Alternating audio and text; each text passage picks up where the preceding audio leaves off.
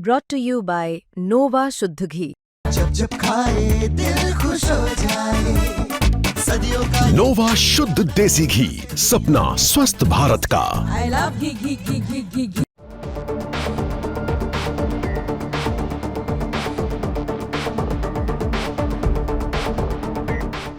क्या भारत अब रूसी तेल से दूरी बना रहा?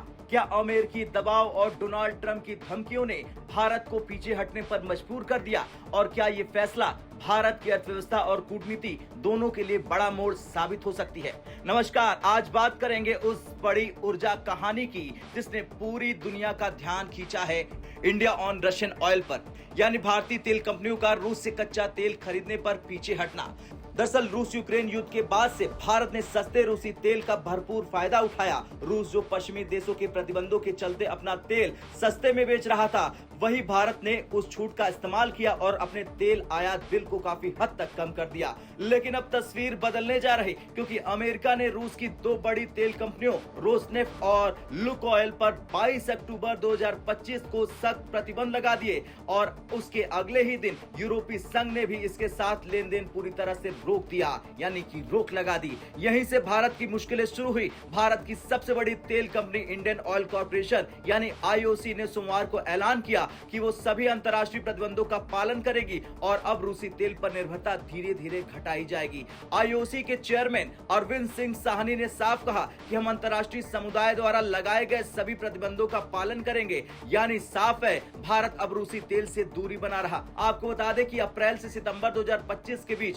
आईओसी के कुल कच्चे तेल आयात में करीब 21% हिस्सा सिर्फ रूसी तेल का था, लेकिन अब यह आंकड़ा घटने जा रहा। आईओसी की सहायक company Chennai petroleum corporation limited ने तो पहले ही अपने रूसी तेल आयात को आधा कर दिया। मतलब अब दिशा साफ है, रूस की जगह नए सप्लायर। अब ये सवाल है, भारत ने फैसला अचानक क्यों लिया? दरअसल इसके पीछे अमेरिकी राष्ट्रपति डोनाल्ड ट्रंप की बढ़ती सख्ती है। ट्रंप पहले से ही रूस से तेल खरीदने वाले देशों पर भारी टैरिफ लगा चुके हैं। भारत पर तो उन्होंने 25% तक का अतिरिक्त टैरिफ तक ठोक दिया। अमेरिका का कहना है कि रूस से तेल खरीदना मतलब यूक्रेन युद्ध को फंड करना, और अब जब रूस की बड़ी कंपनियों पर बैन लगा तो भारत जैसे देशों पर भी सीधा दबाव आया, या तो प्रतिबंध मानो या फिर टैरिफ झेलो। नतीजा, भारत के रिफाइनर्स अब नए सोर्स ढूंढ रहे हैं। Middle East, Canada, Colombia. Reliance Industries ने तो पहले ही साफ कर दिया कि वो पश्चिमी देशों के सभी प्रतिबंधों का पालन करेंगी। उनकी डाइवर्स सोर्सिंग स्ट्रेटजी के कारण रिफाइनिंग ऑपरेशन प्रभावित नहीं होंगे।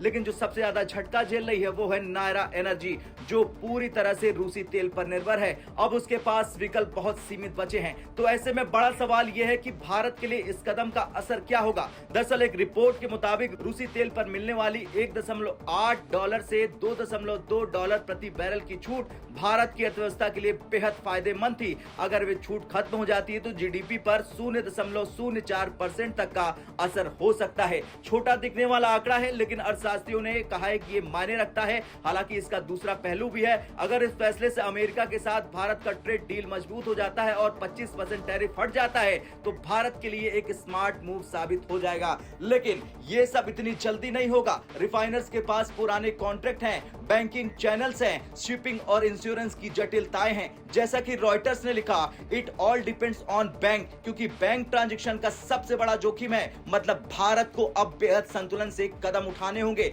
न रूस को नाराज करना है, न अमेरिका से रिश्ते बिगाड़ना है। तो अब साफ है, इंडियन ऑयल कॉर्पोरेशन ने जो फैसला लिया है वो केवल तेल खरीद का नहीं बल्कि कूटनीति और रणनीति का भी फैसला है। भारत अब अपनी ऊर्जा सुरक्षा के लिए अलग अलग सप्लाई स्रोतों पर ध्यान दे रहा, सोर्स पर ध्यान दे रहा, और यही भारत की स्ट्रेटेजिक ऑटोनॉमी नीति का सबसे बड़ी झलक है। रूस से दूरी बनाकर अगर भारत अमेरिका के साथ नया व्यापारिक रास्ता खोलता है तो आने वाले महीनों में इसका असर भारत की अर्थव्यवस्था, विदेश नीति और ऊर्जा बाजार तीनों पर दिखेगा। ऐसे में आपसे सवाल, आप क्या सोचते हैं? क्या भारत का ये कदम सही है या गलत? कमेंट कर जरूर बताएं।